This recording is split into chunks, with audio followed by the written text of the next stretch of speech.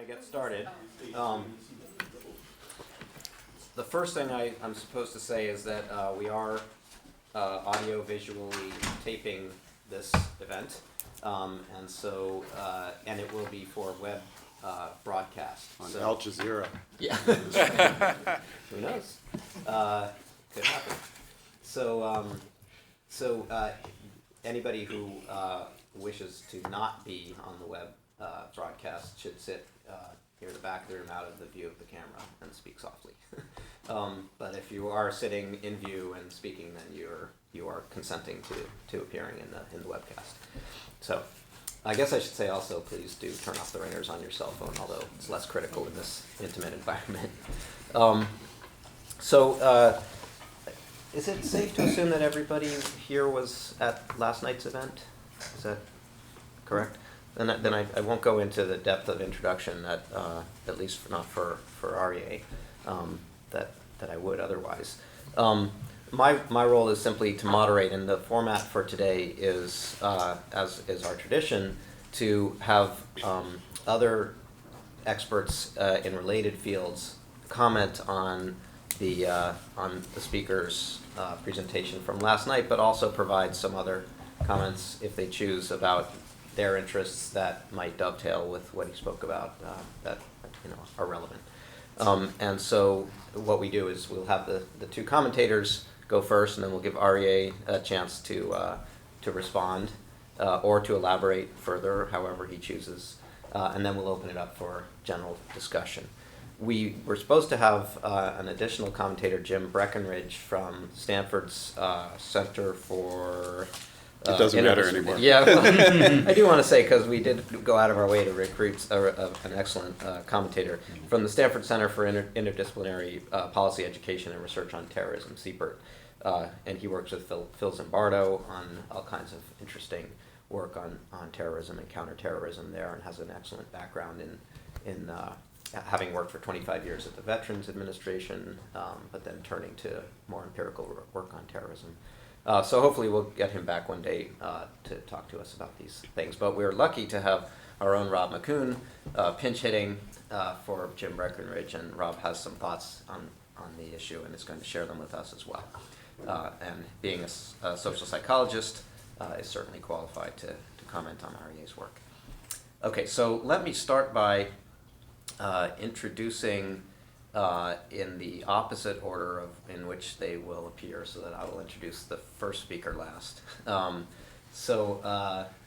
What I will do is start by saying that we are fortunate to, I think I'm going to ask the Dean to comment first, so I'll start by saying a little bit, I'll reintroduce Arie to say that you saw him last night, so I won't say too much, but I will just reiterate that he is among, if not the leading world authority on human motivation, and is applying his expertise in that area to understanding terrorism broadly, and now we know specifically also suicidal terrorism.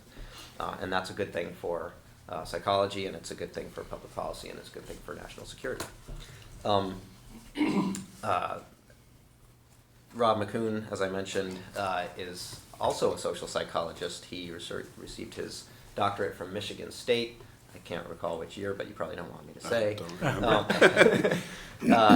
Then went to the RAND Corporation for 7 years and got some training as a policy researcher and analyst before coming here, and has been here for 13 years.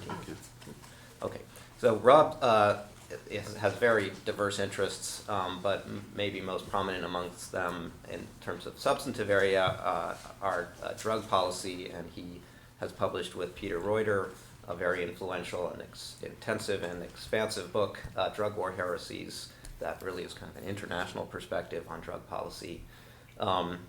I think of primary relevance today is his general, well, you decide what's relevant today, but I think of primary relevance today is his general and very deep expertise on judgment and decision making, and maybe you'll comment on how that interacts with the judgments and decision making of suicidal terrorists. Michael Nacht, our dean, who I will ask to speak first, is our Aaron Wildavsky dean, so especially appropriate for him to be commenting. Where was the dean of the Aaron Wildavsky? Yeah, well, and you're the first Aaron Wildavsky dean. Although I guess Before Aaron Wildavsky was the first Aaron Wildavsky dean. But as these academic things go, Michael Nacht is the first Aaron Wildavsky dean of public policy. Michael served on the faculty of the University of Maryland, which is where Arie hails from, so we have a nice connection there. Michael having been the dean of the School of Public Affairs at Maryland. But he's also done several stints in government, including serving in the Clinton administration on nuclear national security issues. I don't want to get this wrong, so I'm going to resort to my notes. You could skip it. No. Well, I think that the primary thing to comment on is this is Michael is moving on. He's questing further significance, and he's Doesn't sound good. no, I don't think he's at risk. I have here a belt. There's no risk involved here of Michael not becoming a suicidal terrorist, I don't believe. But he is moving on from the deanship after serving for 10 years extremely effectively as the dean of the school, a period of considerable expansion and all kinds of exciting developments, and we're sorry to see him go. I've known nobody but Michael Nacht because this is my 8th year here, and so I'm really experiencing all kinds of terror management, not knowing what to expect. Michael is, by training, his training is in engineering and political science, and he's written, for example, a book titled The Age of Vulnerability, Threats to the Nuclear Stalemate, published by Brookings, and several other books that nicely integrate foreign policy, national security, and public policy analytic approaches. It goes without saying that he's published extensively, somebody in his esteemed position, of course. I noted in his bio that since in the period after September 11, he has chaired panels for the Defense Threat Reduction Advisory Committee on combating terrorists' use of weapons of mass destruction in the United States, so his expertise is very relevant. And he currently serves as a member of the Educators Advisory Committee of the Comptroller General of the United States, as a consultant for Sandia National Laboratories, Lawrence Livermore National Laboratories, and he's a member of the Senior Advisory Committee of Los Alamos National Laboratory. So he probably spends too much time near highly enriched uranium and sets off alarms at airports as he passes through. That's why we've got him over in the corner of the room. But in any event, so Michael hopefully will provide some sort of national security perspective on this issue. But he's also very steeped in issues of terrorism and is a widely sought after expert on issues of terrorism. And you see him on TV all the time when something pops up in the media. So we're lucky to have him commenting, and it just so happens that he is the dean of the school. We're lucky in that regard too. So I think I will turn it over to Michael and ask you to comment. Thank you. As Jack has said, I will not be helpful in adding to the literature review in social psychology on suicide bombers or on other things of a social psychological nature. That's clear, and we've got great experts to do that. So I will instead focus some comments for about 10 or maybe no more than 15 minutes max in 3 areas. The first is on some questions about the Kruglanski diagnosis of the suicide bomber. They're really questions I just would like to hear him expound upon. I'd like to spend more of my few minutes discussing counterterrorism. What do you do about it? If, let's say you've got the diagnosis right, or pretty right, what do? That's primarily the kind of work I do. I'm in the business of trying to help people do something about these things. And I have some remarks to make in that area. And then the third is a subset of the second, which we've actually began to discuss a little bit last night, which is the special issue of the weapon of mass destruction suicide terrorist. Is there any distinction between someone who's going to have a backpack with a small bit of a high, or not such a small bit of high explosives versus someone who's actually going to detonate a nuclear weapon in New York City? Or is it a continuum? So, and again, and there, of course, fortunately, we have no data, so it's conjectural, but conjecture from Arie, based on his knowledge, would be very valuable to all of us. So let me go back to the first, just on issues of diagnosis. If I had a suitcase right here, a briefcase, like the one that was placed near Hitler in '44, and it went off right in front of me, and I was killed, and maybe several of you were killed, but you survived. And now you're being interrogated by the authorities. Who was this guy? You know, based upon what I've read and what you said last night, I think you would say some combination of the following: that he's from a collectivist society, a society that values the collective much more than the individual, that he's had some sort of trauma in his life. Maybe a parent was killed, or a sibling, or a spouse in a very, awful way, that maybe he's attracted to some, what we might call extreme ideological set of ideas, that he may have grandiose plans about being remembered in history for this, killing one of the world's great social psychologists, which I would have failed, but I tried. Or undoing loss, maybe, in fact, I was about to be fired as dean and I didn't want people to know, so I blew myself up before. Undoing, or that would be preventing significant loss, I guess. And actually, that was one thing I did want to ask you about, to clarify a little bit on the distinction between undoing significant loss versus preventing significant loss.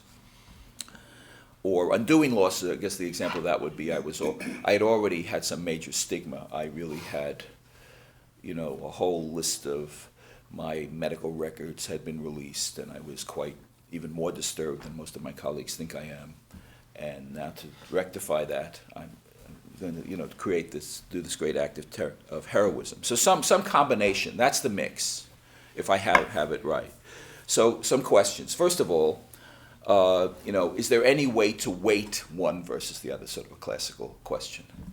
I mean, if it turns out I don't check every one of these boxes, are there some you'd be looking for more than others? Or any way to differentiate among the factors? Of course, it's clear that there's a heterogeneity of possible motives for suicide missions, but how do you weight them in any way? Or is that just, unknowable?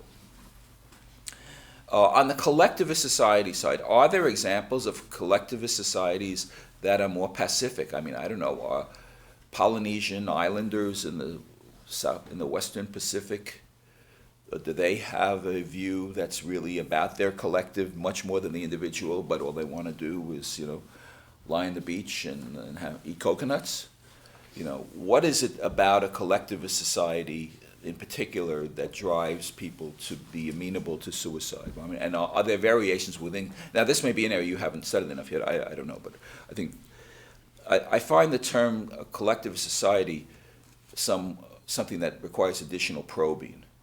I could be a Muslim, and a lot in the Quran does deal with kind of collectivist sort of perspectives on things, but yet there are hundreds of millions, 1 billion Muslims who would never even think of doing this.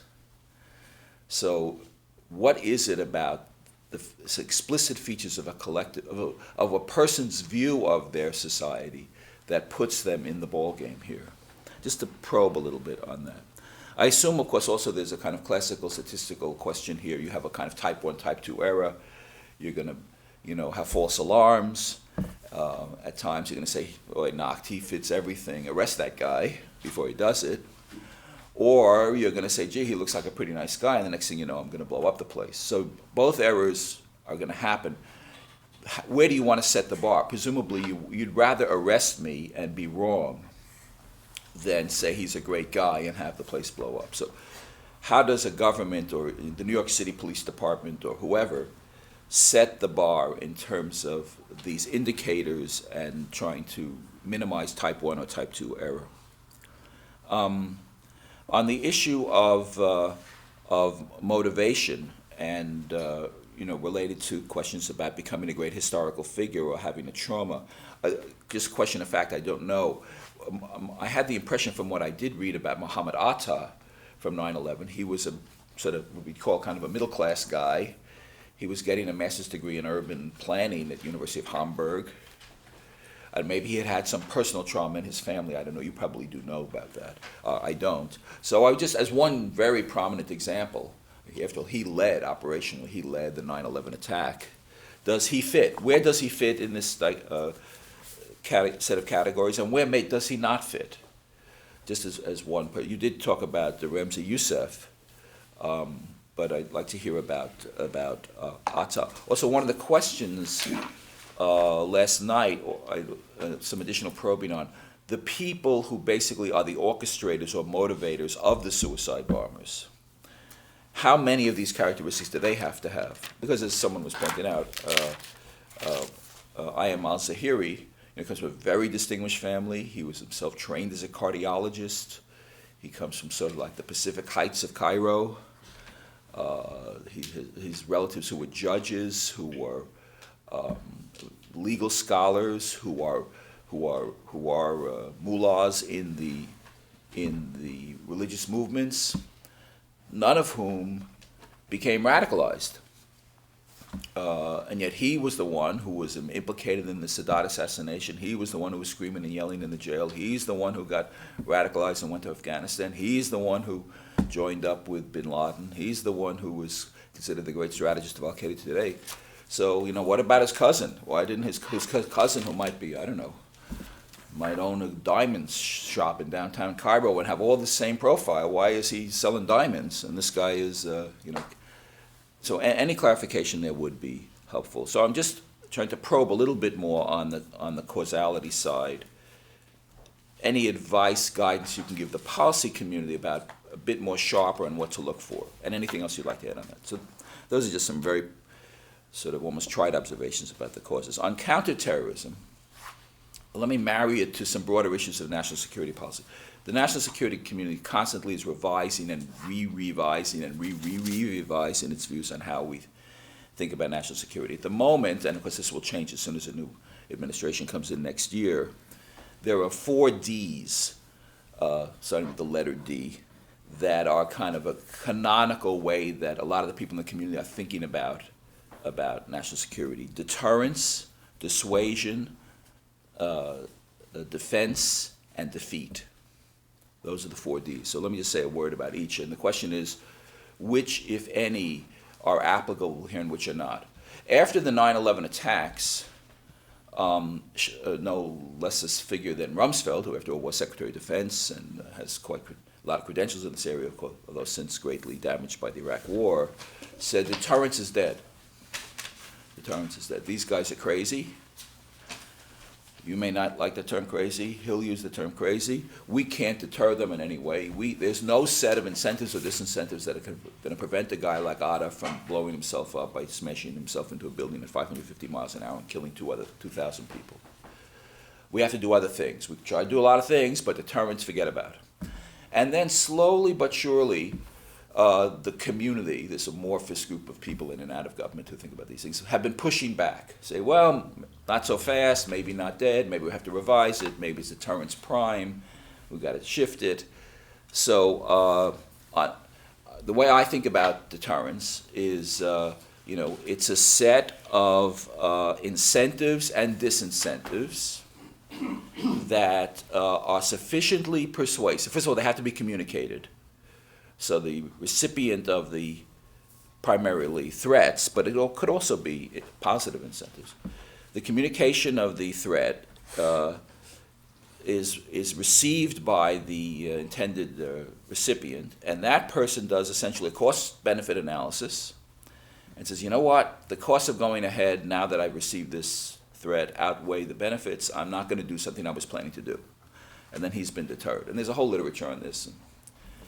So, is that still applicable to some of these individuals or groups, or does it largely have to be put aside for other reasons? Sort of So to sharpen the question a little bit is, what is the applicability of traditional concepts of deterrence when we're dealing with this kind of behavior? Dissuasion is something viewed a little differently. I was reading, for example, I was actually scanning the web about this. There was an article in the web that in 2004, after there had been a bunch of suicide bombings on buses in Israel, that I don't know if this was the Shin Bet or who it was, put pig fat on buses, and that was the headline of this URL. When it said Israelis put pig fat on buses, and it was under the suicide bombing. They said, so, and what it said was that for many, most, perhaps virtually all religious Muslims, touching or connecting with a pig precludes entry to heaven.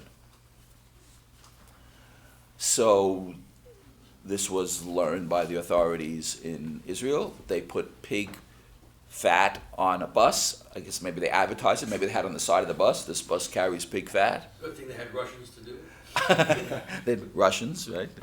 And so this to me is a form, it's sort of on down the road to deterrence, but it's sort of a form of dissuasion. It's saying, here, Michael's ready to get on that bus and blow himself up, but I can't do that if I'm going to touch pig fat, and then I don't get to heaven, and the whole rationale is just broken up. So if it's not quite measures of deterrence, are there more subtle or forms of dissuasion that still, I'm ready to do it, I want to do it, I have the trauma, I want the fame, I come from the collectivist group, I'm checking all the boxes, but I say, pig fat, can't do it. Now defend, that's the example of that, of course, is the wall in Israel, right? You physically stop people from doing it. You can't change their mind, but you just make it hard. They just can't get in. Are there other examples of physical or even non-physical forms of defense against the suicide bombing that we need to think about? And then in the area of defeat, that's also quite interesting and controversial. A colleague of mine from many years ago, Steve David from Hopkins, do you know him at all? He hasn't written a lot on this, but he did study the targeted assassination policy of the Israeli government against Hamas leaders in particular, and then they also did kill a couple of Hezbollah leaders. Recently. Recently. I was actually in Israel up at the Lebanese border. It was crowded one day. I wound up there. And I was talking to some people who sort of claim they know what they're talking about. And this one person, it's very anecdotal, was saying that in fact he thought the targeting of, he says, I don't know anything about Hamas. I'm here in the north. I do Hezbollah. That's my, you got to specialize. All I can tell you is, he says, targeting Hezbollah leaders, no good. This guy's a hawk. He's got all kinds of military stuff on his head. I mean, this guy's not a, Berkeley latte sipping, lovely guy. He's a tough guy. So I said, I'm surprised you say that. I would think you would be very supportive of targeted assassinations of Hezbollah leaders. He says, no, because basically it motivates, it's something related to what you said last night. It motivates them to sometimes retaliate in ways that they wouldn't have done if we hadn't, in a way, provoked them. It's like sticking a sleeping dog with a stick. He says, for example, he says, I can't tell you a lot about it, but there was the attack of the synagogue in Buenos Aires, and that this was a direct retaliation by Hezbollah to our Israeli killing of one of their leaders in Lebanon. And we have information that if we hadn't killed that guy, they wouldn't have blown up that synagogue. So now we're getting to the issues of defeat, where you're really trying to destroy these people or destroy the facilities. There have been other Israeli tactics, you know much more about this than I do, such as destroying the homes of the relatives of the suicide bomber. So where do we have any sense at all, when you really, in a way, use military or other kinds of physical violence to defeat the adversary, what's really effective and what isn't? Let's put aside all prejudices and, what does the data tell us? Because in one form or other, deter, dissuade, defend, and defeat, will be massaged and remassaged, repackaged, renamed, and it'll come out in March of '09 as the new U.S. national security strategy. And it's really just minor variations of these. So it would be nice to know on a particular issue of suicide bombing whether, is there payoff in certain areas rather than other areas. Because to the extent that you discussed counterterrorism last night, you talked about more not trying to provoke, not trying to exacerbate grievances. It's a much more, carrot incentive side than a stick disincentive side. So I'd like to hear your thoughts about that. And then finally, on issues of weapons of mass destruction, in particular nuclear, well, of course, essentially since 9/11, really mostly since 9/11, although there was some of this going on before, it is claimed that the single greatest threat to U.S. national security is a suicide bomber detonating a nuclear weapon in New York or Washington. It's very explicit. It's that. That's it. That has replaced 3,000 Soviet reentry vehicles coming in here in 30 minutes. Because the suffering of such a catastrophic, such a cataclysmic catastrophe would have, indeterminate negative consequences for American society. Of course, obviously for the people killed, if it was in Washington, for the entire governmental apparatus and our leadership, the world economy. I mean, the stock markets would, collapse all over the world, I think, instantaneously, or they go down. I mean, maybe Gino would know better, but 80%. I hold wheat. He'd have to sell his wheat one little piece at a time. So this is claimed to be, among all the priorities, the top priority. So there is discussion in lots of places about, okay, would these guys do it? How would they do it? Who would they send? What form would the weapon take? I mean, there's been enormous amount of work on this, none of which I'll comment on in detail, but I can just tell you it's going on. Well, just recently we had a discussion. We honored Tom Schelling here, Nobel laureate, wonderful man we've all known for many decades. So this was raised in one of the discussions in this Schelling Symposium just a couple of weeks ago. And Schelling, was a very creative guy, out-of-the-box thinker and all that.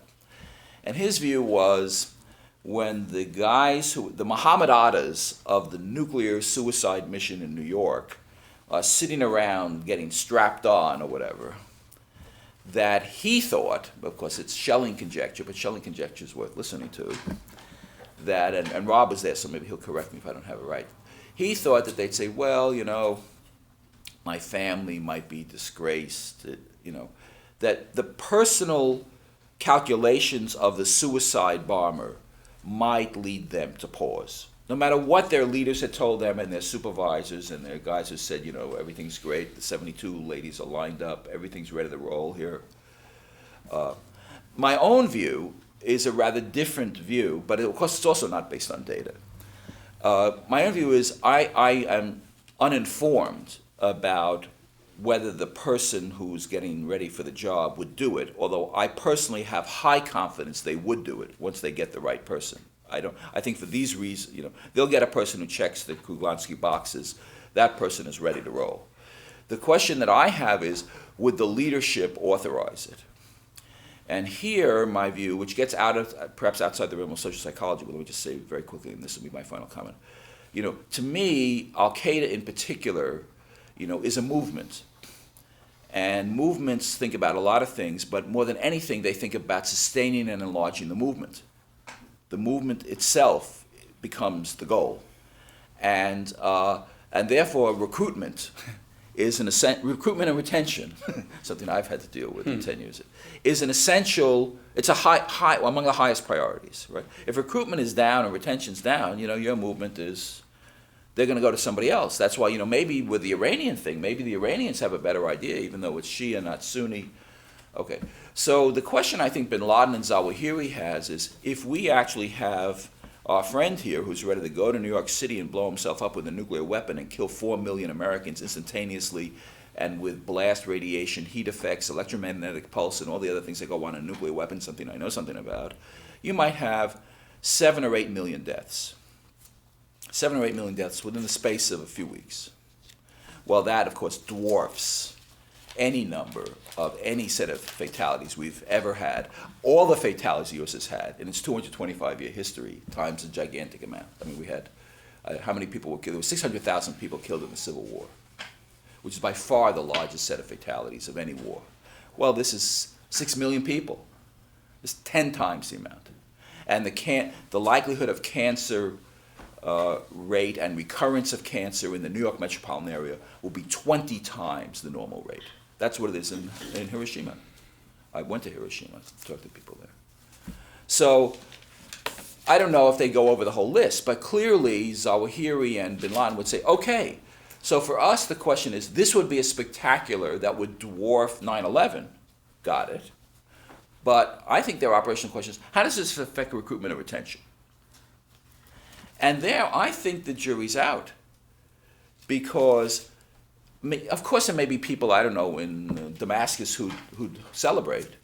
But isn't it possible that many people, Muslims all over the world, would be abhorred by this? And say, this is beyond the pale? Again, it's a question. But I think because of the magnitude of the fatalities that we're talking about with the use of a weapon of mass destruction as opposed to a suicide bomber with a backpack, I'm just wondering whether the calculus of the suicide bomber might change as a result of just dealing with WMD. So,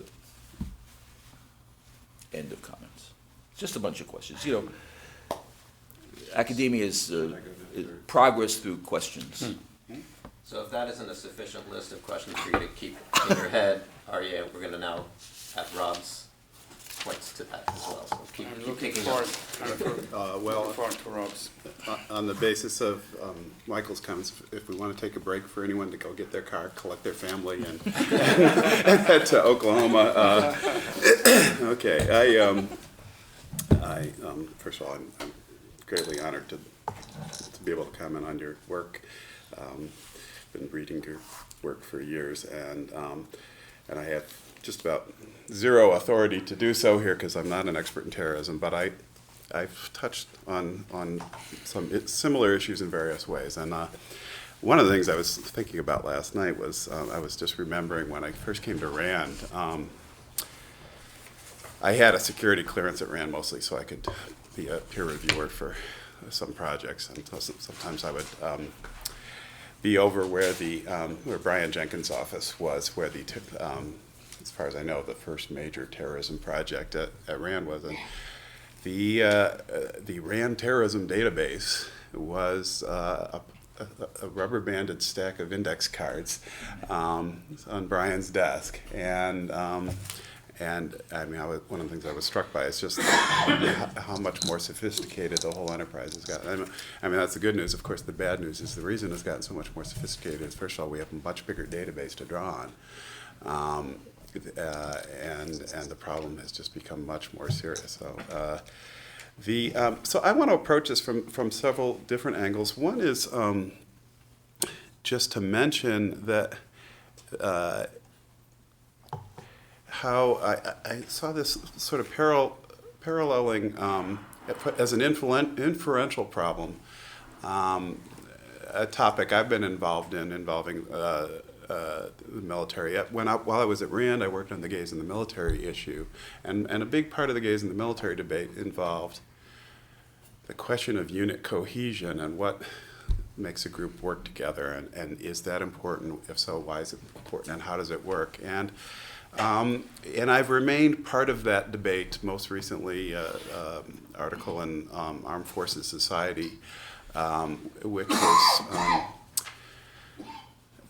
my critique of a Army War College study of cohesion among U.S. forces in Iraq. And the authors of the Army War College study went into print with this study back when we were still in the mission accomplished phase. And if you read their article now, you have to wince because they talk about why were we so supreme in our victory, and so in a way, attacking their study is like shooting fish in a barrel. But there is an inferential problem, which is in real-world conflict situations, trying to reconstruct why something goes well or something goes badly on the basis of very limited cues. And part of what the Army War College researchers were trying to do was just piece together. They can't do an experiment. The real-world variables are all confounded, and it's just a tremendous inferential problem. And I think that's very much what we're facing here. We have a lot of confounded variables. We have sparse data. We have error-filled data. There are probably biases in the data, and we don't even know the direction of the biases. So it's a real challenge. And one of the things I want to say is how delighted I am that someone who's such a distinguished academic, experimental psychologist would put aside the neat, tidy world of where you can really have control over variables and plunge into an important problem like this. I feel that far too few psychologists have been willing to get their hands dirty by dealing with real-world problems, and it's partly because they want the rigor, and you just can't be rigorous with a problem like that. So, I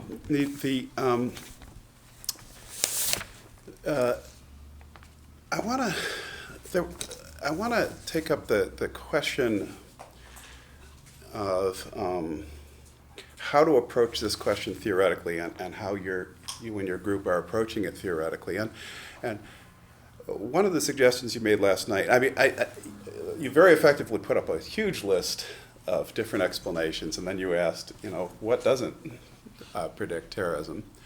And then you offered us an integrative concept.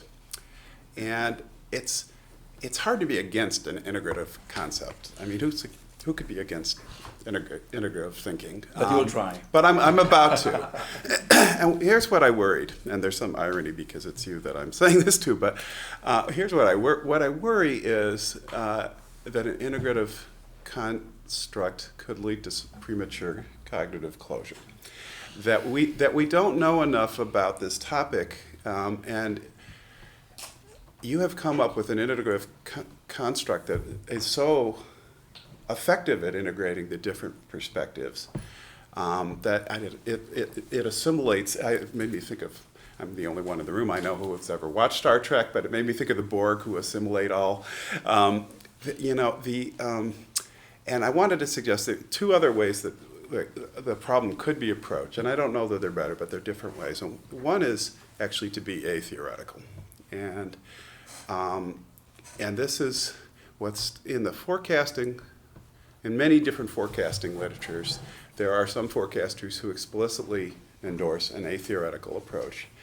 It's sort of a brute force approach, and we have computer algorithms that will test every possible interaction among variables and so on. And this approach has been used to try to predict dangerousness, for example, in the criminal justice system and in the mental health system for many years.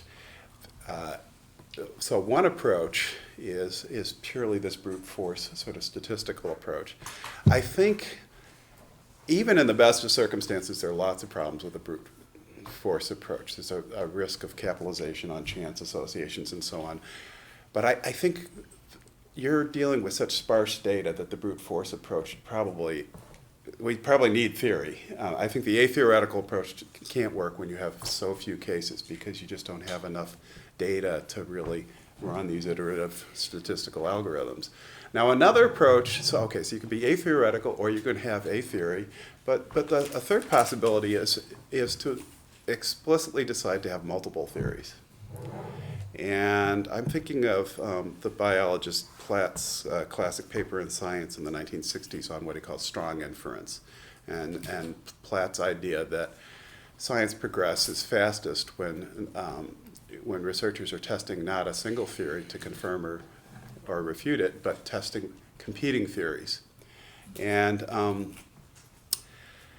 I wonder if it might be helpful in this case to set up almost some straw man kind of theories that are maybe seem implausibly extreme, but are distinct theories, and sift the data with respect to these different theories. And I just wonder whether that might bring into focus more issues, because my concern is the possibility that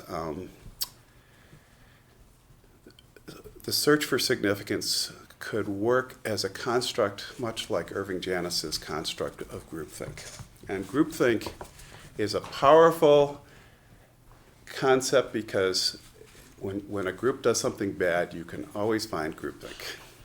And so it's a very alluring concept. The problem is when groups do things well, nobody looks to see if there was groupthink there as well. And I saw this quote in the New York Times the other day that economists have predicted 20 of the last 8 recessions, and this is the danger. I mean, this is the danger. You can have a theory that working backwards from a known terrorist incident will explain that incident, but there are lots of people out there who would fulfill your recipe quite well.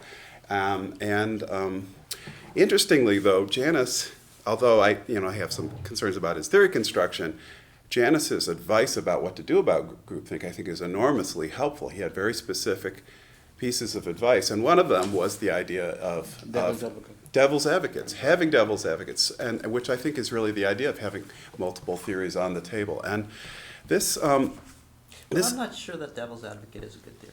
No, I'm just kidding. Get you behind me.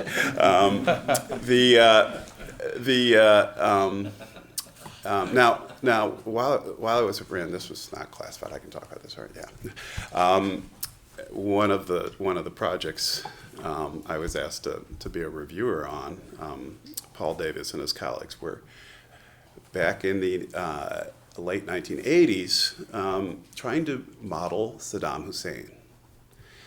Trying to be able to predict Saddam Hussein's behavior, and trying to come up with a really sort of credible. Now, this wasn't like a computer model or something, but just sort of a set of principles that would allow you to predict what Saddam Hussein would do. And they asked me, because I'm a psychologist, to comment on this. And I said, first thing I said is, boy, this is one thing we really do not do well in psychology.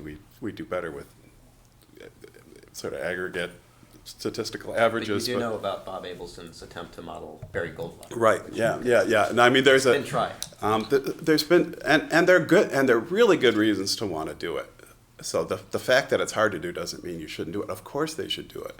But I sent them all these papers in the psychology literature on what are called debiasing strategies, and one of them is called Consider the Opposite strategy, in which people get locked into one mindset, and sometimes considering the opposite can be useful. And basically what I suggested was build multiple models of Saddam Hussein, and because we have no idea which is the good model, look for policy responses that are robust across models. And that's what I would think we might want to do with terrorism, since we really don't know what causes terrorism. Keep on the table multiple theories of terrorism, and not rule out any prematurely, and then try to find policies that would work under any of the theories. If a policy only works under one of the theories, it's not a very robust strategy, and unless we really know that theory is the right theory, it may not be worth doing. So now this is easier said than done, and I'm not even sure what form these multiple theories would take. But so one of the things I would hope is that we don't find the right theory too quickly before we know everything we should know. Now, another set of comments I have just briefly on the issue of deterrence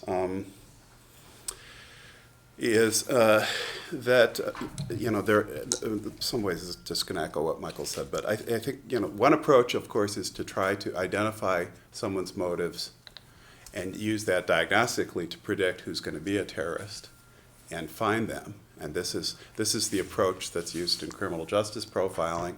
It's a very difficult approach when you're dealing with thousands and thousands of potential terrorists meeting a profile. And another approach is, and so that's more of an ex-ante approach, sort of before the event occurs. Another approach, and this is maybe not for the politically squeamish, but is ex post, finding ways to undermine the significance of the act when it occurs. And I think, frankly, one way of doing this is to personalize the victims. I think we all, in terrorist acts, we depersonalize the victims, and as Stalin said, one dead Russian soldier is a tragedy and 1 million dead Russian soldiers is a statistic. And one of the things that happens in a big terrorist incident is we sort of depersonalize it. And then we lose sight of the fact that these were, you didn't kill some idea, you killed some kid, or you killed some mother or father, and maybe there could be more we could do in that respect. In terms of game theory of deterrence, usually you try to figure out what's costly to the other side and make it costly for them. And this is a little tricky when someone's willing to kill themselves, because usually that's like the biggest stick we have, is to threaten them with death. I was wondering, I don't know for a fact, but perhaps something that's, for someone who's not afraid to die, something that would be a pretty worst case scenario for them would be to have the mission get botched. Because if the mission is botched, you don't get to go to paradise, and you're now going to sit and rot in a cell. And, of course, so the glib thing to say is, let's make sure we botch all their missions. But another thing is to make sure that we publicize those missions that do get botched, and really just keep publicizing to sort of increase the prospect of failure, and make someone who's contemplating this realize just how easy it is to have it go badly and end up spending the rest of your life in a prison cell. Of course, the danger is that you simply motivate them to get better at it, and so this is complicated. Finally, you can provide alternative routes to significance, and here I was struck by work that I've done in the courts on what's called procedural justice. And in the 1980s, Alan Lynn and Tom Tyler and I did some surveys of tort litigants and criminal justice defendants, and we found that people in the courts they had this overpowering motive to tell their side of the story, to have voice. And when we measured all the different attributes of a trial and asked both plaintiffs and defendants to rate what they liked about a trial, they didn't care about delay in the court. They didn't care about the size of the award, surprisingly, nearly as much as they cared about two factors that we just kind of tossed in that turned out to be hugely important. An item saying I was treated with dignity, and an item saying I was treated with respect. And you mentioned this idea of dignity and respect last night, and I was just, I don't have solutions, but finding opportunities to enhance a sense of dignity and respect in populations that don't feel that they have dignity and respect seems like an important part of diffusing this. So thanks. And now I'm going to exercise, thank you, Rob and Nacht. I'm going to exercise my prerogative to just jump in and make a few comments of my own, because I have a little bit of relevant expertise as well. Sorry.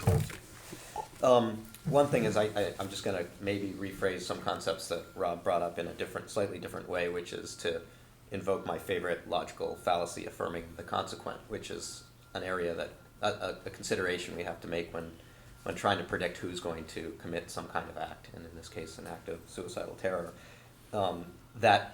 That known suicidal terrorists have been seeking significance, or have had conditions that would lead one to seek significance, does not necessitate that people who seek significance will become suicidal terrorists. And the denominator there is so huge. Most of the world is seeking significance. And as you say, what doesn't motivate it and who's not seeking significance. So that's just something to bear in mind. But I think it also comes around to the other issue, which I think you are sensitive to, which is that this is really not so much about predicting who's going to commit an act of suicidal terror. There are too many thousands of people who we would have to, the haystack is too large to try to go about it that way. It's really more about getting at these root causes, providing situations for dignity and respect that would undermine the more general motivating factors. So that's just another way of saying what I think everybody's kind of been saying already. The research that I've done that I think is relevant is on hate crime. And And it's important to distinguish between hate crime and terrorism, although they bear some similarities. But I think the primary distinction between hate or bias crime and terrorism is that a hate crime need only be motivated by hate toward the group to which the victim belongs. It doesn't have to be motivated by a desire to terrorize that group. You might be trying to terrorize the individual victim, but by strict definition, it was really only primarily motivated by hate or bias toward that group, not a desire to achieve some kind of political end. Terrorism is probably motivated by a hate of the group to which the victims belong, but is a more strategic, typically sort of thing with a desire to achieve some kind of political end or change the status quo in some way. So they're different in that respect, but they're similar in terms of how we need to try to study them, because it's also difficult to find hate crime perpetrators and learn about them, because for one thing, most of them don't ever get caught. Among those who do get caught, they're different from the ones who don't get caught. And so interviewing incarcerated hate crime perpetrators leads to all kinds of potential bias, because they may be more egregious than others, they may be more stupid than others. Whatever it is that got them caught differentiates them from the other 99% who are at large. So we've gone about some interesting ways to try to understand what motivates hate crime. One was this is work I did with Don Green at Yale and others. One was a very econometric analysis to just look at economic factors that had been presumed to be causes of hate crime and have been presumed by others to be causes of terrorism. And in both cases, it looks like economic factors are probably at least not very proximal causes of hate crime or terrorism. So that's one approach. Another approach we took was to actually try to find, and I think this is maybe something that could be fruitful for studying terrorists, to find a group of people who are maybe at a higher likelihood of being of perpetrating a hate crime, and try to find out something about them and what motivates them. And one approach that we took my colleagues and I took, was to identify white racist websites and chat rooms on the internet, and to sort of infiltrate them in a way that was much safer than actually physically infiltrating white racist groups physically, and to pose various scenarios to the people who were there under the guise of being just another visitor to these chat rooms, and find out conduct an experimental analysis to find out what things motivated them the most. In this case, anti-black hate crime seemed to be motivated the most by threats to what we call genetic integrity, but they were basically threats of black men marrying white women or dating white women. That was very clearly what evoked the strongest tendency to respond. And the relevance here, potentially methodologically, was that we found a group that maybe wasn't likely, more likely than not to commit hate crimes, but more likely than the general public to commit at least anti-black hate crimes, and to ask them what they would do under these various circumstances. So what would you do if, we said, my sister is thinking of getting married to this black guy, what should I do? And then code their response. By the way, to that scenario, more than half of the respondents advocated some kind of violence, and then you can code their response. And doing it on the web is very convenient, because you get a nice text that you can code. It was later discovered that every person in that chat room was an assistant professor of psychology. Yeah, well, there is a kernel of truth. We did encounter at least one other person who was also observing. It's entirely possible. So whatever it was, they had the same theory that we did, because they confirmed it. So that's another way. And then there was another study that I was more marginally involved in, where we used media reports of hate crimes, and we tracked down the perpetrators who had not been caught but were identified in some way, and we included them in a general survey that a professional company was conducting. And so they were asked questions, and there we were able to ask them in the same time period how they reacted to certain things, and compare them to a non-hate crime perpetrator sample. And it turned out that they were more concerned about things like laws banning the burning of the Confederate flag and interracial marriage than they were concerned about economic threats and the like. So there are ways to study these similar kinds of populations who are somewhat elusive, very extreme in their ideology, but more similar to the general public in many traits than people assume. So that's just a sort of a methodological suggestion. And then I think, just very quickly, I wanted to elaborate a little bit on something that Michael was saying with regard to all the 4 Ds, and add a 5th D, which is deference. And I think it's a lot like dissuasion, but the idea being that in counterterrorism, especially with suicidal terrorists who don't mind dying for the cause, you can't threaten them with much punishment. Although I agree that putting them in a cell in Guantanamo is probably not what they aspire to, but the idea, the primary quasi-deterrent approach is to try to defer them to lower value targets, so that at least if they do succeed, they'll have less of an impact, and that will also be something of a deterrent ultimately, because they want to be successful in a big way to have that kind of significance. And I don't know if there's any dose-response relationship in their minds with regard to how many virgins they're going to get depending on how many people they kill. I haven't gotten any sense that there is, but maybe at least implicitly. It's an all or nothing. You It's either all or get nothing. all 72 or none. I can't How about the understand. aggressive life? You get your own 72, or do they all share the 72? Well, they That's unclear, but they're all extremely beautiful, and the number is 72. Do they all They're get the virgins, same? you Seven? can't start- Yeah, Probably they can't not. Probably that would not be very useful if they all got the same 72. Actually, on this point, is the contract there that that the act has to be successful? Let's say they do botch the act. They do exactly what they're supposed to do, but somehow they get thwarted. I mean, are they being rewarded for intent or for the outcome? I mean, do they get a paradise promised to them? If they die, If they they die. have If they're caught and put in jail, Okay. then Okay, so that's important. Not No even deal. when they die later, Deal is they over. don't just I don't try think and- so, no. So it's really yeah, okay. That's they have to at least explode themselves. okay. Well, I'll leave it at that, Okay. and we'll give Arie a chance to Well, respond to these many. you've made so many extremely interesting comments. I've been making copious notes, and I have about 17 pages of notes, and there's no way in which I can respond in any organized manner to the interesting things that you've been bringing up. So let me try page by page to see what I can say in response. First of all, the issue of collectivist society. Collectivist society can subscribe to a variety of different ideologies. Not all collectivist societies require a violent response. Many collectivist societies are peaceful, communal, all kinds of movements that are distinctly anti-violence. What collectivist societies require is the sacrifice of individual interest in the interest of the group. That's one aspect that collectivism requires, but it does not need to be violent at all.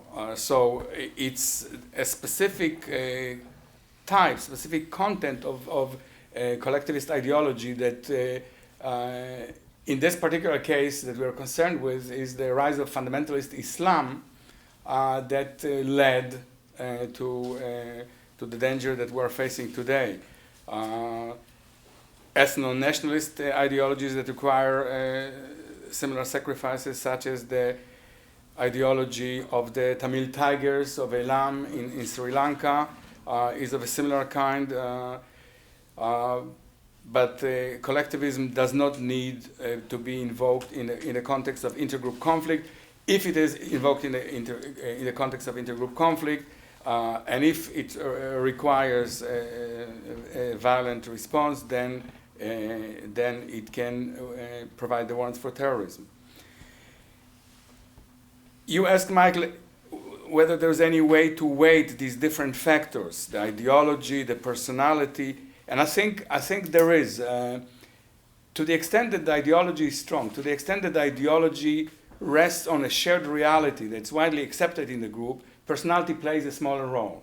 So, for example, if you look at a small group of urban terrorists, the Bader-Meinhof, the ETA, the Brigade Rosse, to join that kind of group, you have to have a certain type of personality to a much greater extent than if you're a member of the Palestinian community that supports the national Palestinian struggle pervasively and ubiquitously. You don't have to have any particular personality.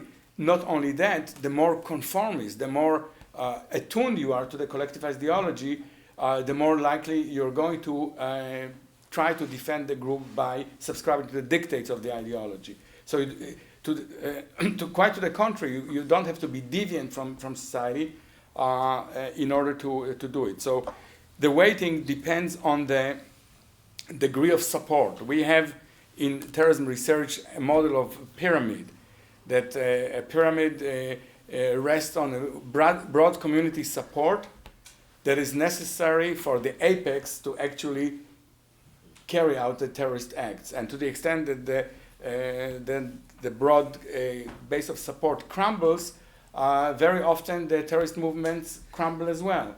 The Weathermen underground here in this country crumbled once the New Left withdrew its support from the movement. The Front de Libération de Québec also crumbled and disappeared once the Parti Québécois withdrew its support.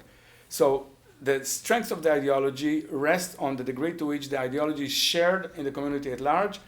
If it is shared, it's easier to recruit people to the cause, and if not, then much greater effort is required to isolate the group, and the composition of the group requires and rests more on personalities that are prone to extreme ideation, extreme commitment, and so forth.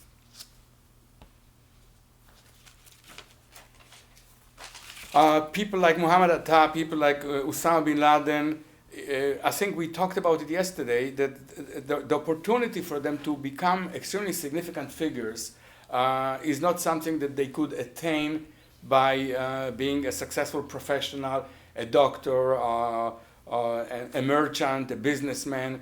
It's a unique opportunity that's provided by the ideology, and of course you have to have a certain personality, and that's the predisposing factor to embrace that opportunity, and you have to have a certain type of megalomania or quest for significance that is unusual. And Zawahiri would be a person of that kind, that he sees that opportunity, identifies with the cause, and sees the way to his significance by becoming a leader.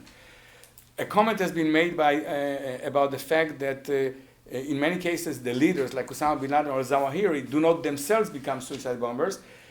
They can attain a much greater significance if they lead the movement, if they inspire the movement, if they deal with the contingencies and the chess game that is being carried out, than if they themselves died in the act of terrorism. So it's very consistent with the idea of significance quest, that they choose the best vehicle for them to become significant.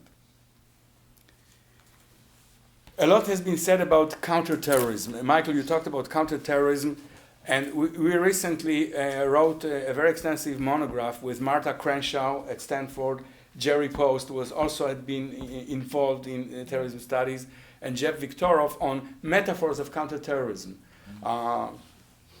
Relates to this idea of different theories. There have been several approaches, several metaphors of counterterrorism. The most widely known is counterterrorism is the war metaphor. And that's been embraced by the Bush administration in the wake of 9/11. The war metaphor, as with any metaphor, has some advantages and many disadvantages. The advantages are that it mobilizes the society to an extreme effort. The disadvantages are that such extreme effort cannot be sustained for very long. It causes a drain on the society's resources, both human resources, economic resources, resources of all possible kinds. Emotional resources. The war metaphor draws on historical analogies that may or may not be appropriate. As with any metaphor, it's an oversimplification. And as with any closure, the risk is of it being an inappropriate closure. The war metaphor expects a quick victory, expects some kind of yielding and a clear-cut overcoming of the enemy.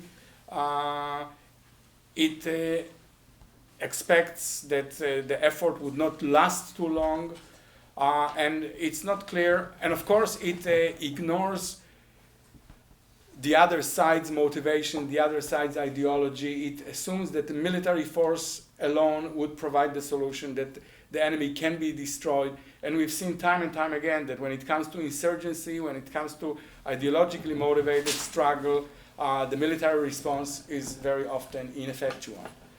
Israel has been finding that in its struggle against the Palestinians. We have been finding it for a long while in our struggle in Iraq. The Soviets have found it in their struggle in Afghanistan, the French in Indochina.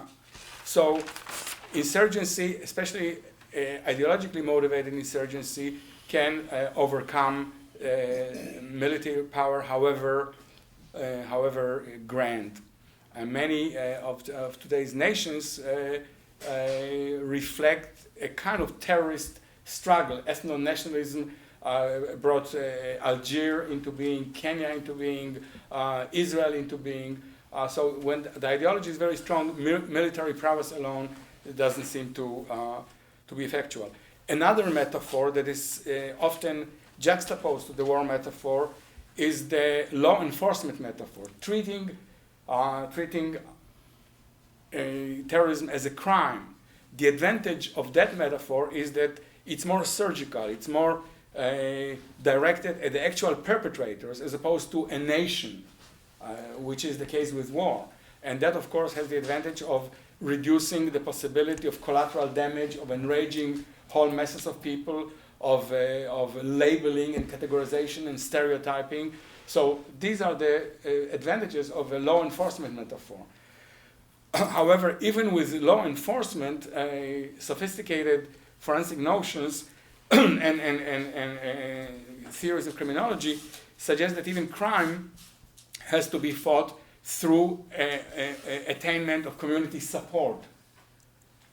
So the criminals are between the government and the community. To the extent that the criminals are supported by the community, it's very difficult to defeat them. So it's important for the police to be sensitive to the community needs and within that context to pursue the criminals. It's much more so the case in the case of terrorism, because whereas crime is motivated by the profit motive in most cases, and only tangentially and in a perfunctory manner improvement the lot of the community, terrorism avowedly and distinctly is concerned with the interest of the community, to the extent that it represents the ideology shared in the community at large. It's very difficult to enlist the community support in fighting the terrorists. And so the law enforcement metaphor is ignoring the ideological and community-based nature of the struggle. Another metaphor that's much broader is the epidemiological metaphor that distinguishes between the virus that carries the pathogen, that carries the ideology, in this case, it could be a virulent Islamist jihadist ideology, the conduit through internet, through mosques, through madrasas, and so forth, the susceptible population, and this already suggests a much more varied approach to terrorism, that you have to understand where it is being carried out, how to combat it, how to use the internet, how to identify those madrasas that are radicalizing and distinguish them from those who are not, how to immunize the population against this virulent attack. It's a much broader, much more social science oriented kind of approach. And finally, there is an approach of prejudice reduction, which particularly emphasizes the idea of intergroup relations and intergroup tensions and ways of reducing those. So there is a whole lot of theories of what counterterrorism should consist of. Let me talk a bit about the issue of deterrence. I know that Tom Schelling, as a Cold War theorist, seems to believe, the last I talked to him, he was, by the way, on the panel with me, on the panel at the National Academies of Science for the study of counterterrorism. The idea of deterrence is to identify vulnerabilities of the other side and threaten those vulnerabilities. And to the extent that those vulnerabilities are typically defined in concrete terms, it seems that people who are ready to risk all, to sacrifice their lives, have no vulnerabilities because they're already putting everything on the line. But a broader conception of deterrence suggests that people do things for a reason, and they sacrifice their life for a reason. And therefore, it's in principle possible to persuade them, and this is where deterrence shades into dissuasion, that what they're doing, not the kind of dissuasion connected to the pig fed on buses, but intellectual dissuasion by credible authorities, that what they're doing, far from attaining the goal of significance, far from attaining the goal of martyrdom and heroism, is actually sinful from the standpoint of the ideology that they believe in. And to the extent that such effort is effectual, then they can be deterred. They can be deterred in the broad sense of deterrence, of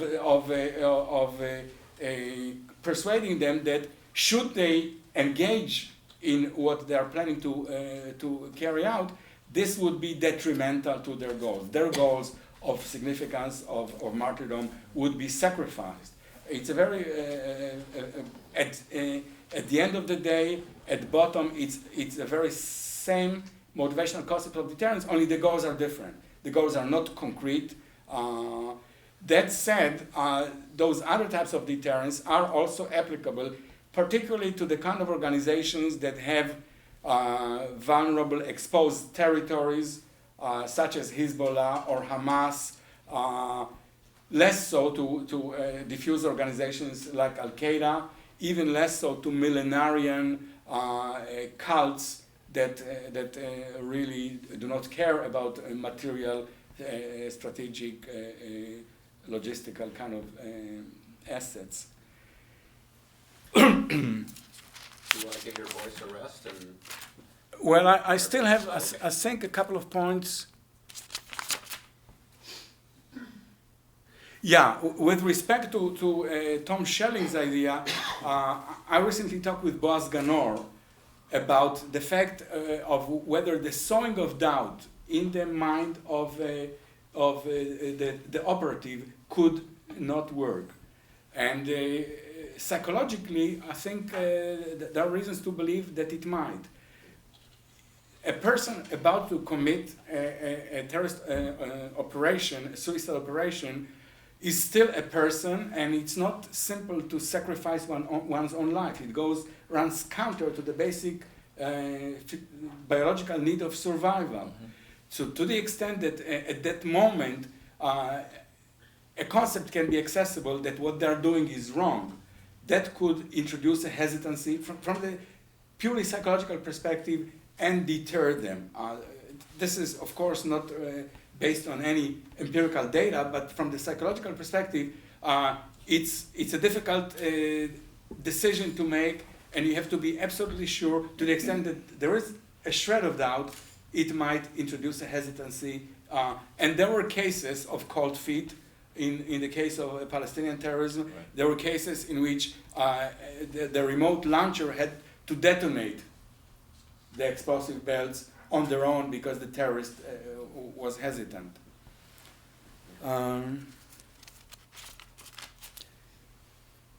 The issue of weapons of mass destruction, a great deal of concern, a great deal of work.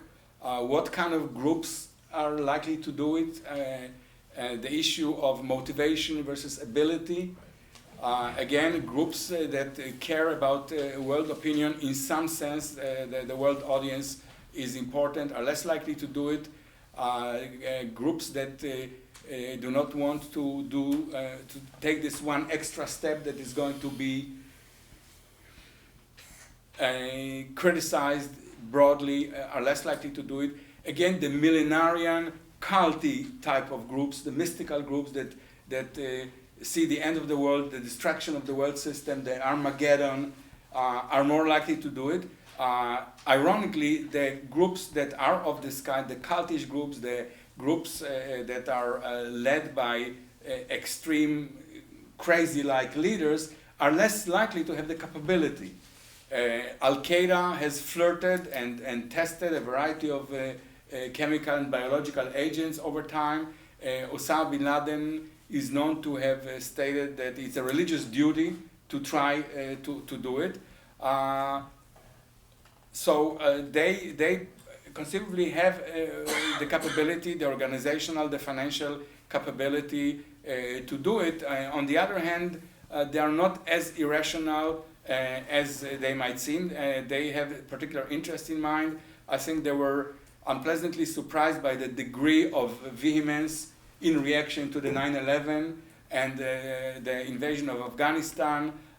So I think that they would be more calculating than more extreme cultish groups. At the same time, the experts on WMD, as you well know, agree that there is at least a minimal possibility of this happening, and the time isn't working in our favor. Materials, scientific sophistication, availability becomes greater as time goes by, and the possibility cannot be excluded. So there is a great concern about that, and a lot of work is attempting to find what might be the indicators in the rhetoric of the leaders and in their circumstances. Having multiple theories is good. I think that any theory should probably try to develop their own theory and let others develop alternative theories. The kind of theory I've been propounding rests on a number of prior theories. There was a theory of psychopathology, that terrorists are psychopathological, and we have to identify them. Even Ariel Merari, an expert on suicidal terrorism, as late as 1990s, thought that suicidal terrorism are people who are motivated to die. So it's an individual level factor. He changed his mind and he now sees it as an organizational level factor. But that was one theory. Another theory was that there are situational factors, poverty, political oppression, and I do believe that these are contributing factors, that people who have otherwise hopeless prospects are more likely to buy into an ideology that allows them to realize the hopes for significance. So there were several theories that were proposed, and it's good to keep on thinking, because as you said, the data are sparse. The data are very sparse. We have, in our START Center, we have about 80,000 cases. That doesn't sound like a sparse data base, but these are event data. So we have 80,000 terrorist events identified by the group, by the casualty caused, by the location, by the affiliation, who claimed responsibility. These data can answer some questions. They cannot answer all the questions. They cannot answer many questions. So sometimes we have to rely on interviews, however imperfect, and we have to exercise a great deal of common sense in addition to the data.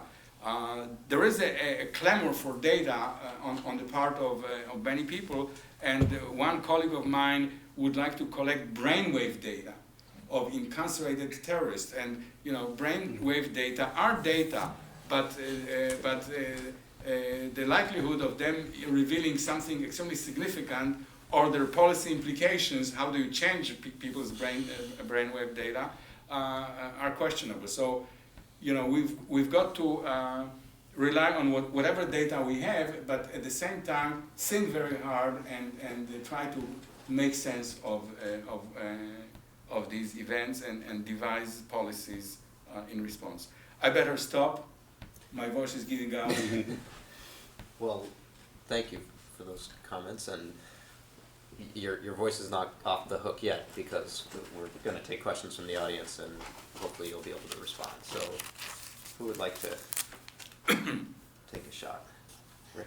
Yeah, I guess I want to contradict the theory of significance quest. Mm-hmm. That's a good place to start. It seems to me that the collective... You're not trying to be significant yourself, though. Probably am, but the description of a collectivist society as one of sacrificing self-interest for the benefit of the group helps to explain to me why a mother would send her child out there. The child is obviously not looking for significance. The mother part of it could be that she's looking for significance from her neighbors, but it seems to me to be much more likely that it's out of devotion to the group, and that the concept of quest for significance is sort of a Western bias then. It's not a collectivist kind of thing to do, to seek significance for yourself. That's a good point. So are you saying, in fact, maybe we all carry within ourselves conflicting objectives. Could they both be alive? Well, I want to become famous and I want to become Yeah. known for killing the evil Americans, but on the other hand, I don't want to be out front and... But if you're really into the collectivist mode, you supposedly have dismissed your own importance. So, A strategy, by the way, then would be to bomb the areas with DVD players with DVDs of good Western stuff, because essentially the Western type is not likely to sacrifice himself for the benefit of a group, unless, of course, in wartime it happens to be his own buddies or something of the kind. Yeah. As a psychologist, I believe that individual actions are motivated by individual motives. These motives can be couched in individualistic interest terms, money, fame, and so forth, or they can be couched in collectivistic terms. And I think the mother who sacrificed the child, or even the child who is willing to be sacrificed, is individually motivated. The content of those motivations can be collectivistic, but a person who does something so that the group survives, that the group flourish, is still doing it, acting as an individual. The actions are individually based. So I believe that you're quite right, that it's for the sake of the group, but on part of the individual, this is the right thing to do. And the right thing to do means being a good person, being a good member of the group, being a good member of the collective. So at the end of the day, it is the individual who adheres to a given ideology for the sake of personal significance. It's like, the issue of altruism versus egoism. Is the altruist individually motivated? They are individually motivated, but this doesn't mean that they're not altruists. They're, the content of their motivation is different. The person who is willing to help others is still doing it for his or her own individual significance. That's what they believe is the right thing to do. So it's different from a person who does things out of greed. But in both cases, there is an individual motivation involved, because the actions are, the acting unit is the individual after all. But that's almost by definition, that is, the individual has to make a decision to do Absolutely. something. And I think that suggests that what is in the mind of the individual, every individual action is motivated.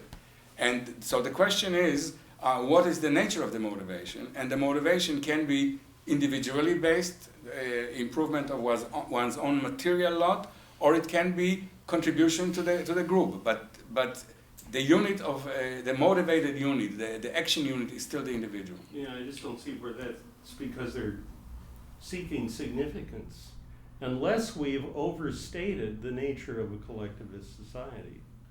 That is, that they're not really as different as we're thinking, and if that's true, then maybe you can negotiate with them. Well, just a factual clarification Okay. on this. Is it, do we know to what extent people are being selected as opposed to selecting themselves. I mean, the group decides to do this operation, they've got the vest, and they have a bunch of they have a bunch of candidates, and one person says, I want the virgins, no, I want the virgins, no. Or is there some ringleader who's saying, I think you should be the one there is to do it? a definite selection. There is a selection on the basis of both the degree of commitment to the cause and on the basis of competence. These people, the recruiters want to recruit people who would be competent to carry it out, who will budget, exactly. So there's both. Among those who are extremely committed to the cause, there's a selection. And as I said yesterday, especially for difficult missions, there's a very acute selection of people, and usually the people who are older and better educated are selected for the more important missions. I've seen all that. volunteers. There have actually been some, I think, public broadcasting television programs in which they've interviewed recruiters of suicide bombers. I don't recall the context now about whether it was BBC or who did it. And it was quite illuminating. They said in many cases, first of all, the recruiters are very reflective people and very analytical people. I mean, they're assessing the capabilities of you versus you, and that it's an iterative process. It's a long-term process. It's like in espionage, it's cultivating an agent, saying, how. So they may even approach them. They don't just say, hey, Rob, how'd you like to go kill yourself next week? It's much more subtle and over a long period of time, and they inculcate ideas about doing these things, and they say, how do you like what he did? So they're basically going through some sort of maturation process, and then reporting back to their superiors. I think Makun is ready now. Let's ask him. It's quite deliberate and elaborate and comprehensive and incremental. And they, and adaptive. In other words, they say, you know what? I think actually now this is not the right time for him, but this guy is better. So I was just struck by the complexity and the subtlety of the whole process, as opposed to just, saying, well, that's some kids who don't know what the hell they're doing, and we just grab them and they'll blow themselves up. It's nothing like that at all. Rob, did you have in mind the econometric issue of selection when you raised that question, and how it would affect the kind of analysis you do? Well, we can't do random assignment experiments, and there's so many different selection processes coming. I mean, certainly that's one of my concerns is this teasing apart the causation when we look retrospectively at the act, knowing what made someone do it versus why they were asked to do it versus why they succeeded, and we wouldn't have noticed them if they hadn't succeeded. So there are lots of cases that we don't even notice.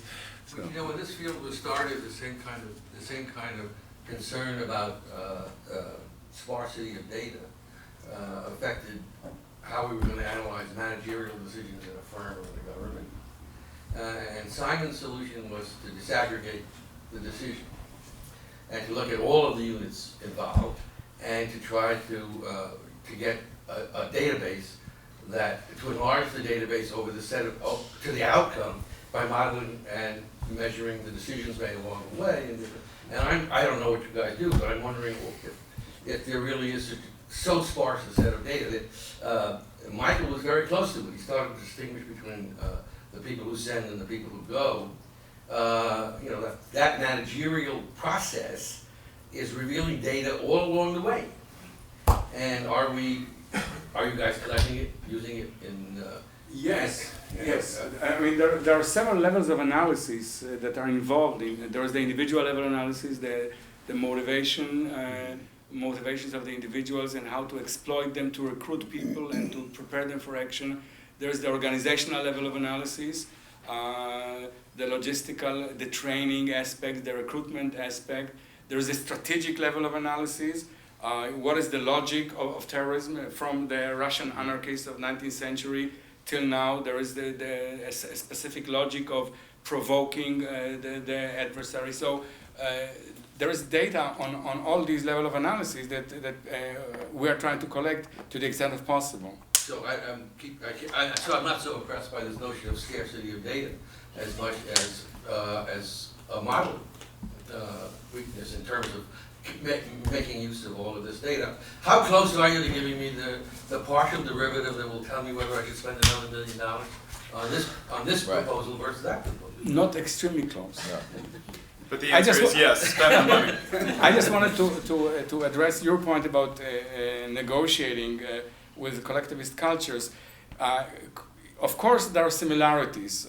People are involved. The human psychology on the individual level is similar. The contents of the belief systems are very different. And I think this is critical, especially when it comes to negotiating with people who subscribe to a very different worldview. There was recently a book published on Occidentalism by Avishai Margalit and Jan Beruma, a very interesting kind of counterpoint to Edward Said's Orientalism. And it treats in the image of the West in the eyes of its enemies, and the conception that the collectivist adversaries of the West have of the West. And one critical aspect is the value placed on life. This, by the way, started with the German Romanticists. The Russian Romanticist was adopted by the Japanese, and now is very pervasive in the Islamist, jihadist idea, that the West values life, and the collectivist cultures of this kind do not place particular value on life. The significance derives in one's ability to sacrifice one's life, the lives of one's children, and so forth, for the greater good. So this has implications for the temporal perspective of negotiations. Whereas the West, Israel, for example, would like to resolve the issues within the next 3 years, 4 years, 5 years, 50 years. The opposition doesn't feel that this is the time frame. And of course, the plight of the Crusaders and the victory of Salah ad-Din after 200 years of the Jerusalem kingdom is invoked as a sign that at the end of the day, the West will crumble under sustained thrust of terrorism. So the contents of the ideology, people are involved on both sides. There is a individual psychology, but the contents of the beliefs matter, and it's important to understand if one and when one comes to negotiate. Sorry. This is Matt Grunion. My concern is that we talk about the different levels of analysis. You say people used to do personality stuff, it's crazy individuals. Then there's a switch to social psychological and situational explanations. And personally, I've got a real concern with that, because I think it often misses the point. Let me use an analogy. It's like Adolf Eichmann was pretty well known. First could be a personality thing, then it could be social psychological processes, could be obedience to authority. Then you look at it biographically, and it's clear, there are quotes from Eichmann saying, 1957, it's clear, he says, I could say it was obedience to authority. So that was a cheap excuse, which I'm not prepared to give. He says, if I'd been that, I would have been an imbecile. I was an idealist. He says, I believed in this cause. Had we been able to kill all 10.3 million Jews, I would have said, great, job well done. That's 1957. My concern is social psychology textbooks still write, gee, here's our great example of situationism. And I guess my point is that it's too soon to stop at social psychological process. You've also got to look at historical interpretive things, trying to put together personality stuff, social psychological stuff, and historical interpretive cultural things. You need at least those three forms of analysis, and you can't stop at social psychology things. And my own bias, I'm interested in life histories, biographies, psychological biographies. I think you need to do that, which can take account of personality stuff, social psychological things, and a lot of historical interpretive complexity that's really hard to make progress with. I couldn't agree more. I think that ideologies are invented at a certain point in time. They catch on, they become pervasive, and this historical account of the circumstances under which a given set of beliefs suddenly became a very powerful influence is badly needed to understand why now, why the situation now. It's not the kind of external situation like poverty or political oppression that is impelling it from everybody. There is a mediation of historical, literary, intellectual developments that are an essential ingredient. And so I couldn't agree more that all of these factors combine to produce the phenomenon. There's the personality, the readiness to embrace a given ideology. The ideology has to be invented. Suicidal terrorism was invented by Hezbollah in 1983. Before that, nobody thought about it. But then it appeared like a very good idea, and it was imitated by the Tamil Tigers, and of course, subsequently by Al-Qaeda, and so forth. So it's something that happens in a historical moment. An idea germinates in some creative mind, and it catches on. And so I couldn't agree more that simplistic analysis in terms of it's all personality or it's all situation without the historical element of something being invented, something being constructed, would miss the mark. I would like to jump in here to agree with all of you that there is a problem here with false dichotomies, and one of the false dichotomies is personality, social, and hopefully the field is moving toward an interactionist model, and I think that's the general consensus that there are both. It used to be that personality psychologists thought social situations were error variance, and social psychologists thought personalities were error variance, and now we realize that it's all error variance. It's all error variance. 5% of the time you get a significant result, and so it's. So there's that, and then ironically, culture is kind of the other, there's personality, situation, and culture, and within cultural psychology, there's also this false dichotomy of individualism and collectivism, and for whatever reason, cultural psychology is completely dominated by that one dimension, individualism, collectivism, where there have to be other dimensions that differentiate cultures, but 90% of the research, or probably more, is focused on that dimension, and it's been, the difference between cultures has been exaggerated when we well know that there are lots of collectivists within what we call individualists or Western cultures, and lots of individualists within Eastern collectivist cultures, and different situations can create different individualistic or collectivist kind of thinking and behavior. And that, I think, starts to address the paradox that Rick has identified, which is that why would people from a predominantly collectivist culture need this individualistic pursuit of individual significance to motivate them to behave? They should be satisfied with just promoting the goods of the group. But people are people, and they have these individualistic drives, even if they're from a predominantly what we call collectivistic culture. So it's both. The paradox, I think, can be resolved by recognizing that everybody is some of each. But there is this danger of treating these as completely dissociated mental constructs or personality characteristics. I have a comment about our discussion so far, and then two questions that both have to do with the sort of retention and retraining aspect of this. My comment is that as really a newcomer to this subject, I'm struck by how much of the methodological issues that we're talking about are exactly the same issues that characterize all policy analysis. If you make a distinction between just trying to learn in order to understand things, in the absence of any particular real problem that anyone is trying to solve, you think about, you have infinite patience to wait till you get enough data so you can use appropriate methods and do experiments and think about all these other things. But when you're motivated to solve a problem, then I think you've done an elegant job in explaining the sort of the combination of theory, of data analysis, of common sense, of trying to put all these things together in order to be useful from the problem-solving point of view.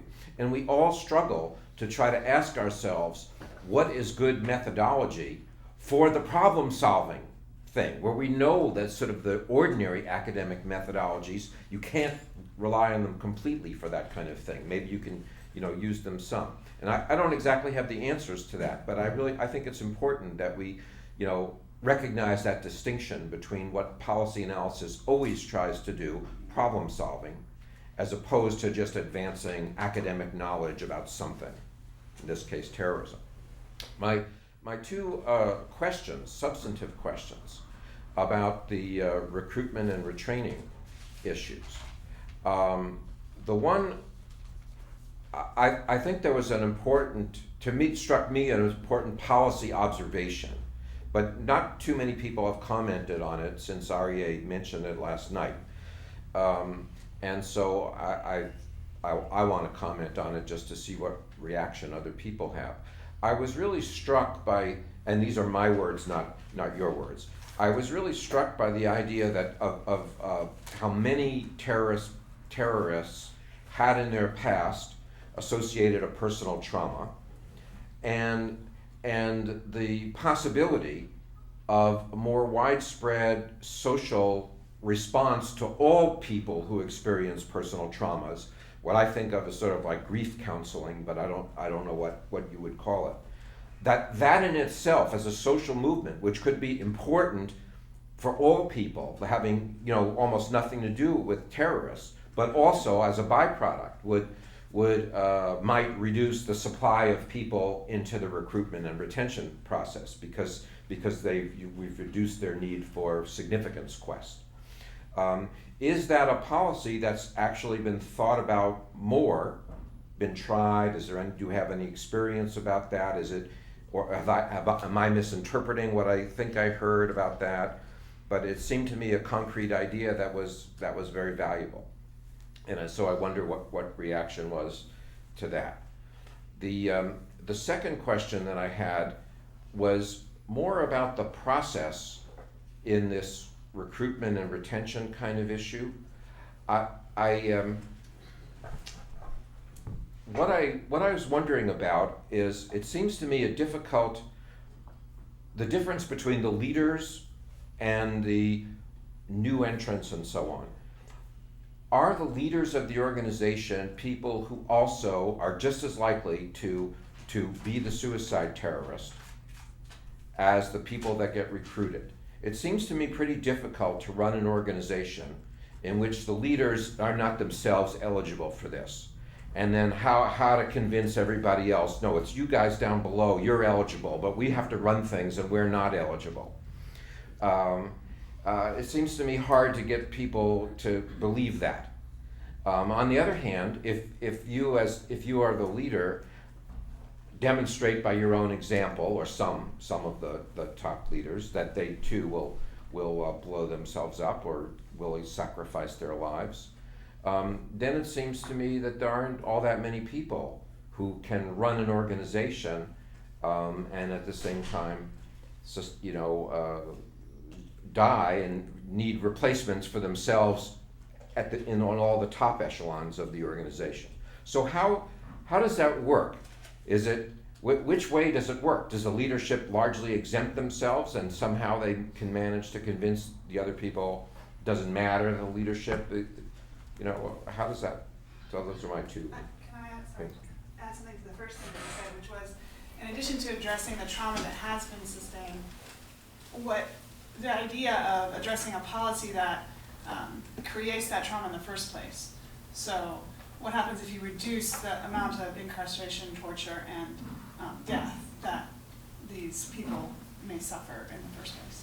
Yeah, it's clearly something that's being paid considerable attention. Tony Cordesman from the CSIS has written recently in analyzing the Lebanese campaign of the Israelis that avoiding collateral damage and avoiding casualties of innocents in Iraq is as much a priority, should be as much a priority for the American and Israeli military as successful operations, because it really fuels the rage and increases the ranks of people who are willing to volunteer. So it's increasingly recognized that this is really critical.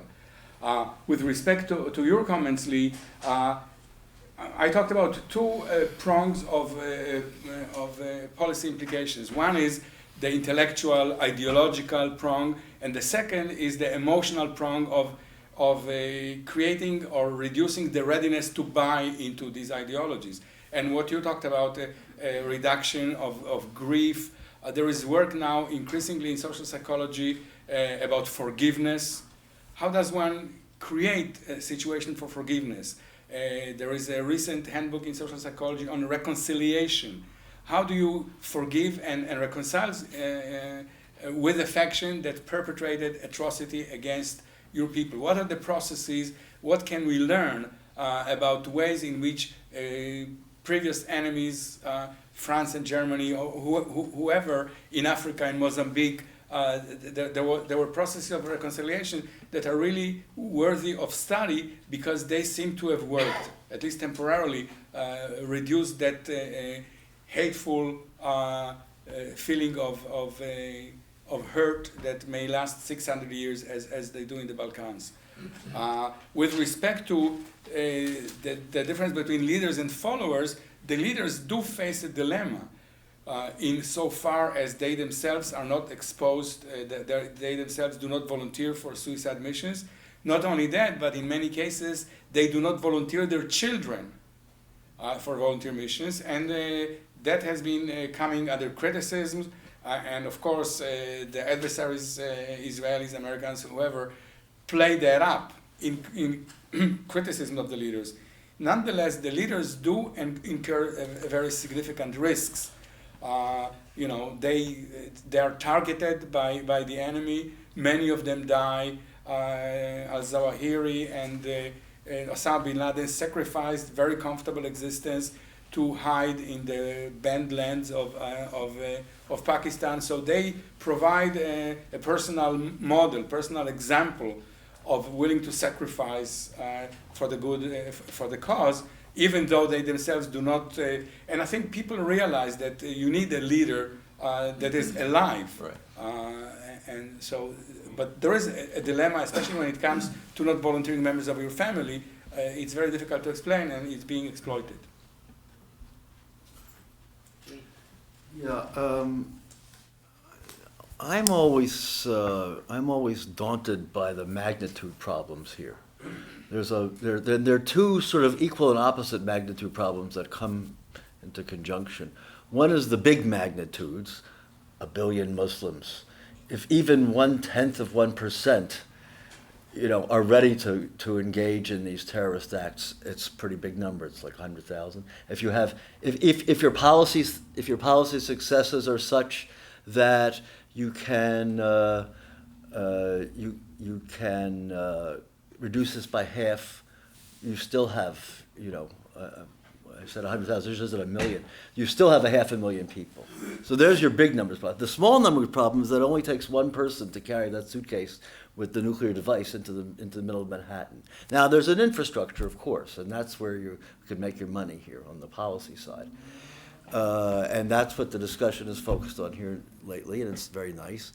I'm wondering about the contribution of psychology to thinking about the kind of strategic, or really more tactical type of intervention strategies here. Because I don't see that grief counseling or any type of individual thing is going to make, you can't solve the problem this way. You can't even ameliorate it small, in a minor way.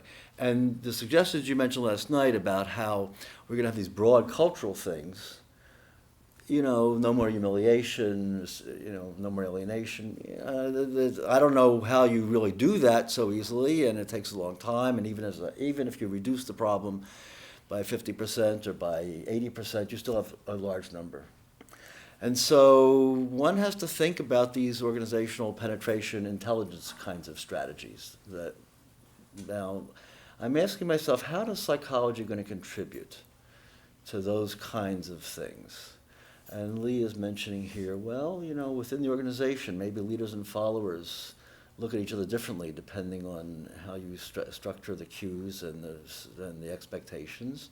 That seems fruitful. I'm also asking myself, and I'm really asking you, if you know anything about this, what do you have to know about the psychology of intelligence operatives and how they might function effectively if you try to penetrate these organizations or try to penetrate neighborhoods and change the sort of culture of the neighborhood. How do you, what is there anything that psychology has to teach us about how one might do this, or how one might protect oneself, or how one might find particular vulnerabilities in an organization that you can weaken it in a way? I mean, this just came up, but it's not so much looking at the structure of motivation, because I think it's just going to be too varied, and even if you figure it all out and solve all the methodological problems, as Drob said, if you're looking for robustness, you aren't going to find it there in the psychological theories. You're going to find it, if anywhere, in the defeat sort of things of how you're going to use your intelligence apparatus to try to get tactical information and exercise some disruptive effects. Yeah, well, there are two issues here in the struggle against terrorism. One is the ability of the terrorists to carry out their attacks, and the second is the motivation. There were successes with respect to restricting the ability of terrorists. For example, the construction of the fence in Palestine has proven to be very effective. There was a hugely significant reduction of successful suicide attacks with construction of the fence. We looked recently at a variety of the Israeli counter-terrorist initiatives to see which ones are effective. And it turns out that you talked about magnitude, massive interventions are effective. Small interventions are counterproductive. So there was a massive intervention in 2002. I forget what the name of the operation was, the Grapes of Wrath or something like that. Mm-hmm. Massive incursion of Israeli defense forces into Palestinian towns. That reduced the incidence of terrorism hugely. A small intervention that was carried out over 2 weeks in the Gaza Strip increased the incidence of terrorism. So you can cripple the ability. It's very difficult to deal with motivation. The same results were found in the British struggle in Ireland, the Motorman campaign that involved tens of thousands of British troops was very significant in reducing the number of attacks. Smaller activities evoked vengeance and so forth. So you can arrest the ability, but arresting the ability doesn't solve the problem. And the problem of motivation is critical, in my opinion. It's a long-range problem. It's a problem that requires change in the belief systems of large groups of people. Yes, you're right, the problem of magnitude is huge, but these people do not act as individuals. They act as members of a culture, a member of a society. If you can change the belief system to which majorities of the society subscribe, then those numbers would be markedly reduced. Those millions of people who support terrorism, to the extent that the belief system... So I think the long-range objective is to reduce the motivation. The reduction of ability, especially given ideology that patience is required and it can take hundreds of years, ways will be found to circumvent obstacles to ability. You build a fence, there is rocket technology, and rockets from Gaza have been, befuddling the Israelis in the last several months. Any move can be counteracted if the motivation is to do so. So, it's improving intelligence is important. In some cases, it's very difficult because especially the kind of groups that Al-Qaeda operates are based on friendships, long-term friendships, is very difficult to penetrate. Many groups are very difficult to penetrate. Hezbollah is notoriously difficult to penetrate. The Palestinian organizations, Fatah, PIJ, and Hamas are a bit more vulnerable. But it's all reduction of the ability, and I think reduction of the ability is only of temporary significance. You've got to at the end of the day, deal with motivation. and good deeds, reduction of bad deeds, reduction of torture, reduction of the kind of inhumane treatments that are being advertised is very important to keep in mind. For example, the aid that the United States gave to the tsunami victims reduced the anti-American sentiments in that part of the world, in Southeast Asia, in Indonesia, significantly. So, it's really, to my mind, a struggle for the minds and hearts of the people, in addition to the things that need to be carried out in the here and now, crippling the ability, obtaining the intelligence, doing all that one can. And the intelligence community doesn't need the help of psychology because they have their own psychologists as to how to penetrate, how to create circumstances in which intelligence is flowing. But it's all, I think, kind of temporary measures that would not solve the problem in the long term. Well, from a policy point of view, the great advantage of what you're recommending here is that there are things that we would probably want to do on other grounds anyway, because they're nice and humanitarian and so that's all very good, and so there's no constituency here ready to argue against it particularly, and some might be rather expensive and some less so, but we want to do them anyway for the most part. Sometimes humanity is the best policy. I think that's an excellent note. Don't take that to your next venue, I will say. Thank you very much.